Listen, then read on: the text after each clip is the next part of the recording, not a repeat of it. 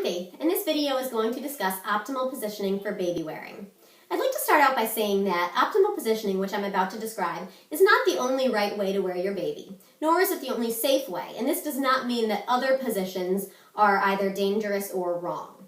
Optimal positioning is simply what's agreed upon generally within the baby wearing community to be optimal for both the caregiver and child's comfort, as well as for the child's hip and spinal development.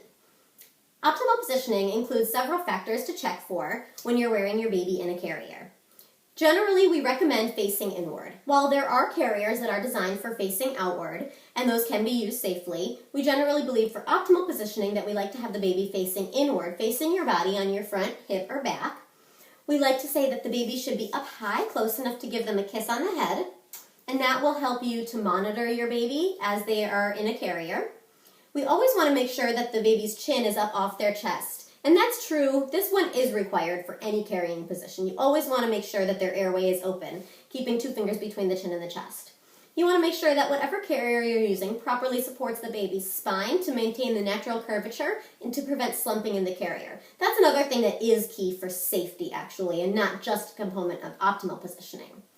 We also like to encourage the spread squat position in a carrier, which is illustrated here. The baby's knees are higher than the bum, and the legs and hips form the letter M. Now, a baby this size or bigger will generally wrap their legs around the caregiver's waist, sort of like they are here. They'll sort of straddle you. A newborn is not going to straddle you. Their knees generally come up in front of them a little bit more, so you'll more feel their knees up in your rib cage a little bit.